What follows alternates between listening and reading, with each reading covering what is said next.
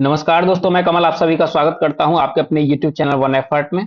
मुझे उम्मीद है कि आप सब लोगों ने अपना रिजल्ट देख लिया होगा। उसके आगे का स्टेप है काउंसलिंग की प्रक्रिया। लेकिन काउंसलिंग की प्रक्रिया स्टार्ट करने से पहले हम लोग बात करेंगे, यहाँ पर कुछ दिशा निर्देश मिले हुए हैं। अब वो जो दिशा निर्देश हैं वो किसकी तरफ से मिले हुए हैं भाई? ये जो दिशा निर्देश हैं ये है यूपी जेई कप 2025 की तरफ से। उस दिशा निर्देश में ये दिशा निर्देश हैं किसके? काउंसलिंग के। अब काउंसलिंग का जो दिशा निर्देश मिला हुआ है यूपी जेई कप 2025 का आपको, उसमें आपको जो भी दिशा निर्देश मिले हुए हैं वो आपको फॉलो करने हैं। दिशा निर्देश के लिए कई तरीके के हैं, जैसे कि आपको कितनी फीस कब जमा करनी है ना, काउंसलिंग के लिए कितनी फीस जाएगी, कब फ्रीज करना है, कब फ्लोट करना है, कितने आपके स्टेप्स हैं इसके, है ना, किस तरीके से आपको ये सारी प्रक्रियाएं करनी है काउंसलिंग के लिए। तो अगर आपने इस दिशा निर्देश के अलावा अगर एक भी गलती कर दी तो वो आपके लिए कहीं ना कहीं दुखदाई जरूर हो जाएगा, है ना। तो ये कोई भी गलती न करे, इसलिए यूपी जेई कप ने अपना एक नोटिस निकाला है, अपने दिशा निर्देश निकाले ताकि सारे स्टूडेंट्स उसको फॉलो कर सकें। तो मुझे उम्मीद है कि आप सब लोग इन दिशा निर्देशों को फॉलो करेंगे जिनके बारे में हम लोग बात करने जा रहे हैं अभी। चलिए तो बात करते हैं। ये जो नोटिस देख रहे हैं आप स्क्रीन पर, ये नोटिस आपका है यूपी जेई कप 2025 की तरफ से, जो आपकी सीट आवंटित किस तरीके से करनी है, किस तरीके से काउंसलिंग की प्रक्रिया स्टार्ट करनी है। तो ये हम बात करने वाले हैं यहाँ पर यूपी जेई कप के नोटिस के बारे में। अब ये नोटिस अगर मैं बात करूं तो इसमें बोला गया है कि संयुक्त प्रवेश परीक्षा पॉलिटेक्निक 2025 की जो परीक्षा है के परिणाम के आधार पर अभ्यर्थियों के संस्था व पाठ्यक्रम का आवंटन उनकी मेरिट, उनके द्वारा दिए गए विकल्पों व आरक्षण के अनुसार ऑनलाइन काउंसलिंग वेबसाइट इसके माध्यम से किया जाएगा। इसका मतलब क्या है? इसका मतलब है कि ये जो साइट दे रखी है, ये जो साइट है, इस साइट पर आप जाएंगे और इस पर आपकी जो काउंसलिंग की प्रक्रिया है वो कंप्लीट होगी। और उस कंप्लीट के लिए अभ्यर्थियों को काउंसलिंग संबंधी समस्त आपके जो नंबर है, सभी महत्वपूर्ण सूचनाएं वो एवं ओटीपी मोबाइल नंबर पर प्रेषित किए जाएंगे। अब आपका जो मोबाइल का नंबर है, जो आपने मोबाइल नंबर लगा रखा होगा, उसी पर सारे ओटीपी जाएंगे और उन ओटीपी के थ्रू आपको क्या मिलेगा?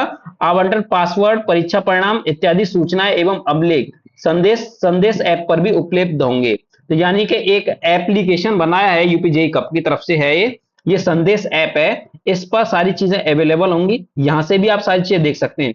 ऐसे अभ्यर्थी जो कि स्मार्टफोन रखते हैं, है ना, आजकल तो सब लोग अपना स्मार्टफोन रखते हैं, भारत सरकार के राष्ट्रीय सूचना विज्ञान केंद्र द्वारा विकसित इस ऐप को एंड्रॉयड एंड्रॉयड फोन आपके पास होंगे, उपयोगकर्ता गूगल प्ले स्टोर तथा आईओएस उपयोगकर्ता ऐप स्टोर से डाउनलोड कर प्रयोग कर सकते हैं। छात्रों को यह सलाह दी जाती है कि काउंसलिंग हेतु दिए गए निर्देशों की प्रिंट कॉपी लेकर पूरी तरह से निर्देशों का अध्ययन कर लें। तो कहने का मतलब यह है इसका कि जो आप क्या करेंगे, आप गूगल प्ले स्टोर पर जाकर के, या फिर आपके पास एप्पल का मोबाइल है तो आप आईओएस के उसमें ऐप स्टोर में जाकर के वहां पर एप्लीकेशन डाउनलोड कर लेंगे। और ये एप्लीकेशन है संदेश ऐप। ऐसा नहीं है किसी के थ्रू होगा, इसके थ्रू भी हो सकता है, और ये आपकी वेबसाइट दे रखी है इसके थ्रू भी हो सकता है। वहां पर आपका क्या होगा, आपने एक mobile number, registered mobile number होगा जो आपने पहले दे रखा है, जो आपने फॉर्म भरा था, तो उसी मोबाइल पर आपका क्या होगा, आईडी पासवर्ड आएंगे और आपका जो है क्या नाम है ओटीपी आएगा। वो सारी चीजें उसी पर अवेलेबल होंगी। छात्रों को यह सलाह दी जाती है कि काउंसलिंग हेतु दिए गए निर्देश की प्रिंट कॉपी, है ना, तो जो काउंसलिंग की जो प्रिंट कॉपी मिलेगी उसको लेकर के पूरी तरह निर्देशों का अध्ययन कर लें, है ना। जैसे कि प्रवेश पत्र है, स्कोर कार्ड है, रजिस्ट्रेशन फॉर्म है, सीट एक्सेप्टेंस लेटर है। शुल्क इसकी जो है 3250 रुपए है सीट एक्सेप्टेंस की, जिसमें रुपए 3000 शिक्षण शुल्क में समायोजित किया जाएगा और 250 रुपए काउंसलिंग के रूप में दिया जाएगा। इसका मतलब यह है कि जब आप अपनी सीट को लॉक करेंगे, फ्रीज करेंगे, तो उसमें आपको 3250 रुपए देने होंगे जब आपका एडमिशन फाइनल हो जाएगा। और ये होगा ऑनलाइन के माध्यम से भी, ये भी ध्यान रखना, किसी को ऑफलाइन नहीं देना है।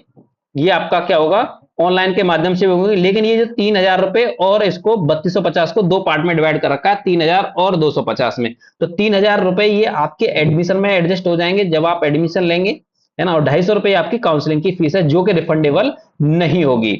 अब ये 3000 रिफंडेबल होगी या नहीं होगी ये मैं इस वीडियो के एंड में बताऊंगा, क्योंकि एंड में ही इसमें इसका पॉइंट दे रखा है।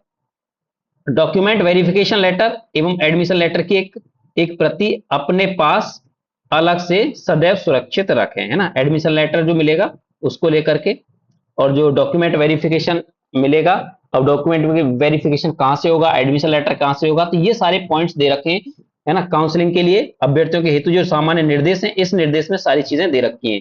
ये एक इसका समराइज दे रखा था केवल एक तरीके का। अब इसमें ये पॉइंट वाइज दे रखा है कि इस पॉइंट में ये दे रखा है कि विद्यार्थियों को क्या क्या गलती नहीं करनी है और क्या क्या करना है। तो पहला पॉइंट में ये कह रहे हैं कि सभी विद्या प्रक्रियाएं दिए गए काउंसिल शेड्यूल के अनुसार, काउंसिल शेड्यूल यानी कि इस वेबसाइट पर जाकर के होंगी, है ना। कृपया ध्यान रखें कि सीट आवंटन काउंसलिंग की समस्त प्रक्रिया ऑनलाइन संबंधित होगी, जो अभी बताया हमने। अतः विभिन्न प्रक्रियाओं हेतु काउंसलिंग शेड्यूल में निर्धारित तिथि एवं समय का विशेष ध्यान रखें, है ना। जो डेट दे रखी है उसी डेट पर कराएं, ऐसा नहीं है कि भैया डेट से आगे पीछे हुए तो आपकी काउंसलिंग नहीं हो पाएगी। तो पहला पॉइंट तो ये था। दूसरे पॉइंट में बताया गया है, निर्देश दिया गया है, काउंसलिंग प्रक्रिया विभिन्न 5 चरणों में ऑनलाइन संपन्न होगी। कितने चरणों में?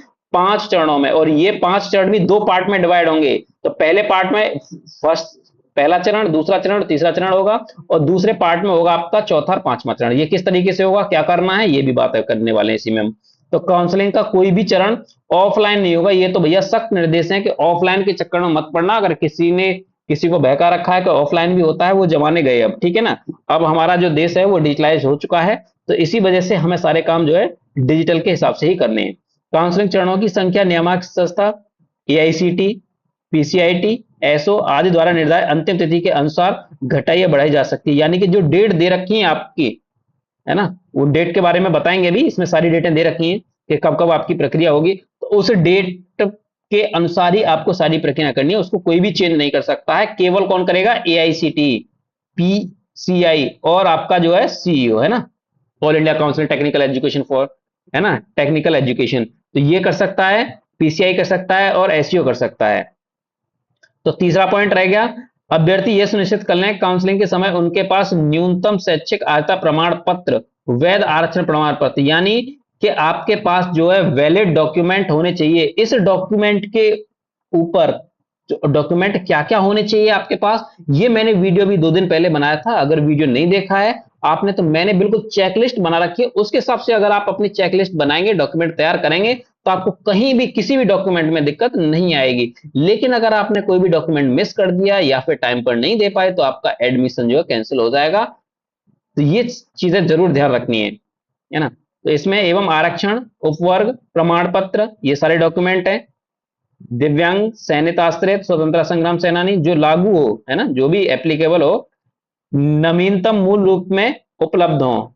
अच्छा, इसमें भी ये है कि भैया नए वाले होने चाहिए। ऐसा नहीं है कि आप जाति प्रमाण पत्र बनवा रहे हैं, आपसे 5 साल पहले का बना हुआ है, वो नहीं चलेगा।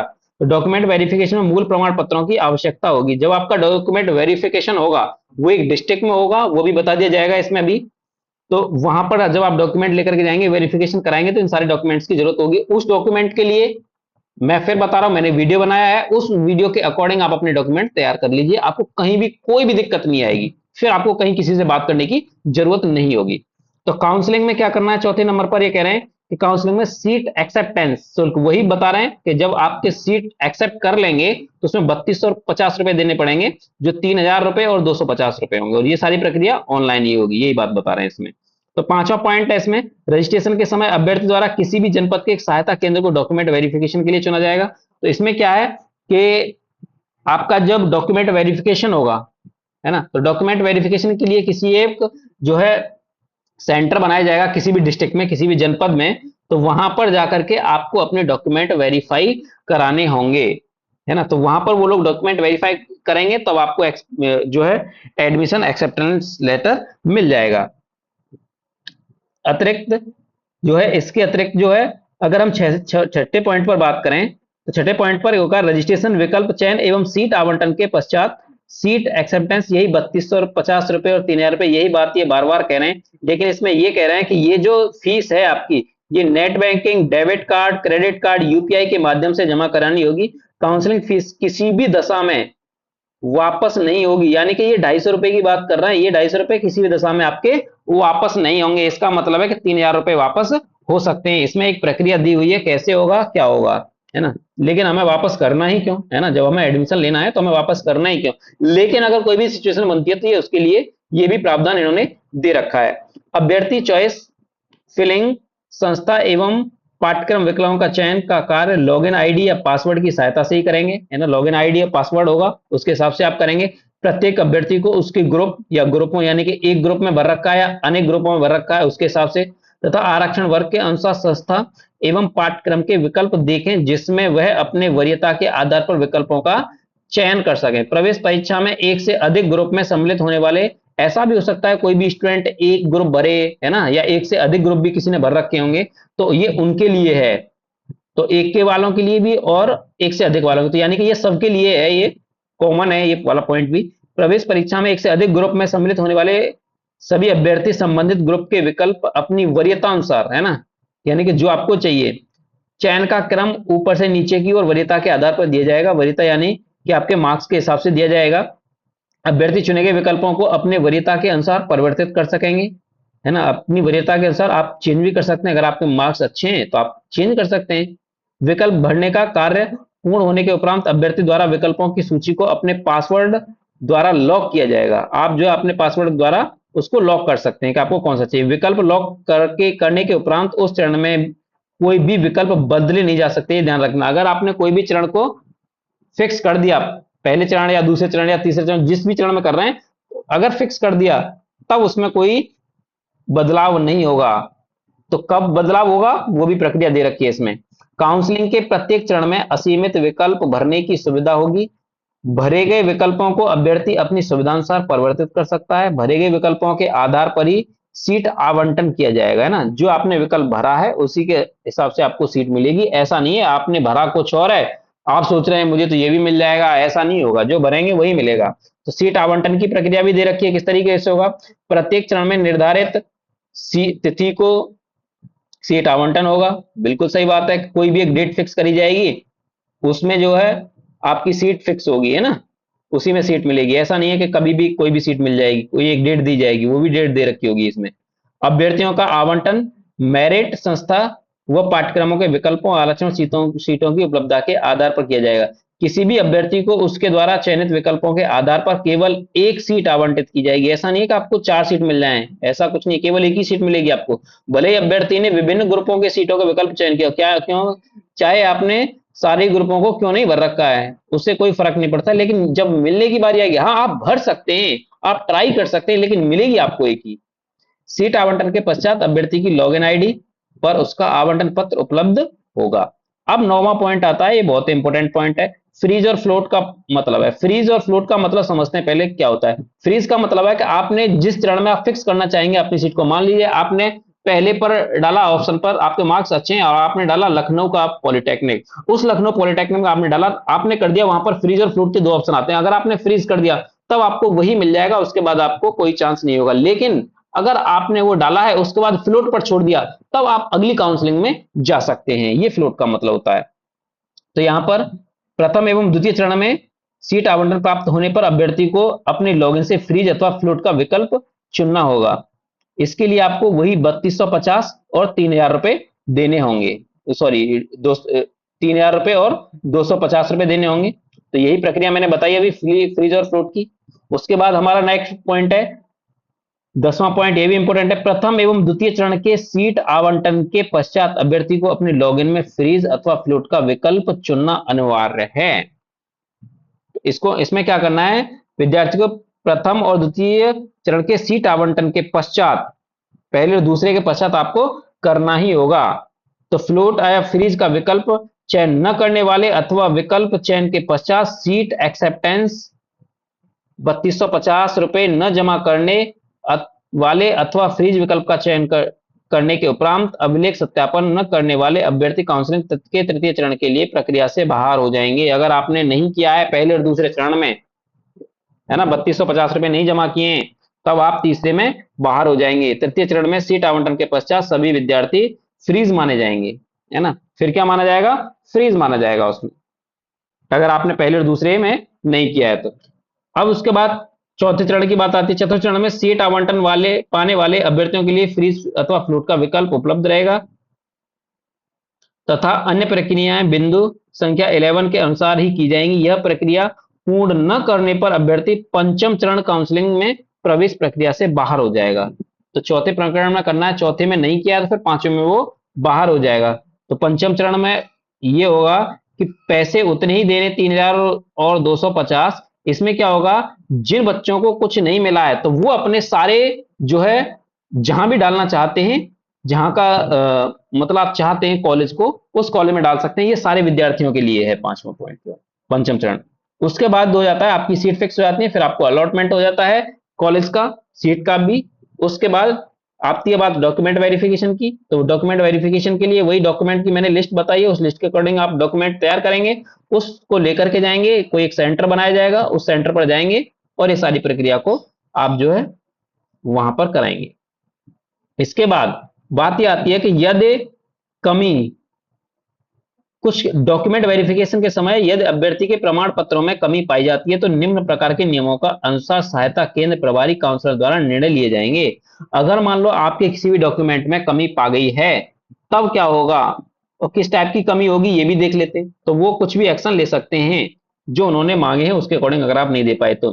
पहला है इसमें जो यदि कमी इस प्रकार की है जिसका निराकरण संभव नहीं है ना, जैसे अभ्यर्थी न्यूनतम शैक्षणिक योग्यता नहीं है ना, न्यूनतम नहीं है, यानी कि 1/7/2025 को 14 साल का नहीं है, इससे कम है बच्चा, तो उसको भी बाहर कर दिया जाएगा इस काउंसलिंग प्रक्रिया से इस पूरे साल के लिए। वो फिर अगले बार ही ट्राई कर सकता है। यदि आपके पास कमी इस तरह की है जिससे अभ्यर्थी को आवंटित सीट पर प्रभाव पड़ता है, यदि अभ्यर्थी को किसी भी आरक्षण वर्ग का लाभ चाहिए और उसके पास ये सर्टिफिकेट नहीं है, तब भी दिक्कत आ जाएगी, ये ध्यान रखना है। अब इसके बाद आता है पॉइंट नंबर 13, प्रवेश शुल्क। प्रवेश शुल्क वही मैंने बताया है कि 3,000 रुपए और 250 रुपए, यानी कि 3250 रुपए आपको देने होंगे। और ये जो है आपको बाद में क्या होंगे, आपकी सीट में जो फीस होगी, फीस में एडजस्ट हो जाएंगे। जैसे विभिन्न संस्थानों हेतु निर्धारित शुल्क का विवरण उत्तर प्रदेश प्रवेश एवं फीस नियमन समिति की वेबसाइट इस पर एवं विवरण पुस्तिका 2025 में प्रदर्शित किया गया है। यदि किसी संस्था द्वारा सक्षम स्तर से निर्धारित शुल्क के अतिरिक्त किसी धनराशि की मांग की जाती है, अगर 3250 के अलावा किसी और पैसे की आपसे कोई भी कॉलेज है ना, अगर आपसे पैसा मांगता है, तो आप क्या करेंगे, एक एप्लीकेशन लिखेंगे और एप्लीकेशन लिखने के बाद इसमें दे रखा है पॉलिटेक्निक एवं केंद्र एवं संयुक्त प्रवेश परीक्षा के परिसर स्थित लखनऊ में जाकर कार्यालय में उसमें उपस्थित होकर अधिक शुल्क की मांग करने वाले संस्था लिखित शिकायत कर के अपना एडमिशन वहां पर ले लेंगे। लिखित शिकायत देंगे लखनऊ में जाकर के, है ना, जहां पर ये यूपीबीटी का सेंटर है, वहां पर जाकर के, और फिर आपका जो वहां से वो आपका सारी जो दिक्कतें हैं उनको सॉल्व करा देंगे।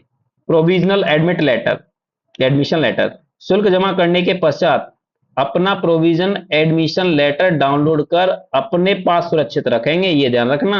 आपके पास जब डॉक्यूमेंट वेरिफिकेशन करा लेंगे, सब कुछ करा लेंगे, इसके बाद एक आपका एक जो होगा एडमिशन लेटर होगा, वो डाउनलोड जरूर करेंगे, जिसका नाम होगा प्रोविजनल एडमिशन लेटर। उसको आप अपने पास सुरक्षित रखेंगे। उसको क्यों रखेंगे, उसकी बहुत जरूरत होगी। क्यों होगी, क्योंकि अभ्यर्थियों का ऑनलाइन प्रवेश पूर्णतः अस्थायी है, अभी ऐसा नहीं है कि आपका 100% हो गया। इसके बाद क्या करेंगे, आप अपने कॉलेज में जाएंगे जहां पर आपको सीट आवंटित हुई है ना, जो आपने कॉलेज फ्रीज किया है, जहां पर आपने फीस कटवाई है, जिसके लिए डॉक्यूमेंट वेरिफिकेशन कराया है, तो जब आप वहां पर जाएंगे तो वहां पर आप अपने ओरिजिनल डॉक्यूमेंट लेकर के जाएंगे, उसके साथ उसकी एक एक फोटो कॉपी भी लेकर के जाएंगे। उसकी दोबारा जांच होगी, पुनः जांच होगी, है ना। उसमें अगर फिर भी कोई दिक्कत पाई जाती है तब आपको निरस्त कर दिया जाएगा, ये ध्यान रखना।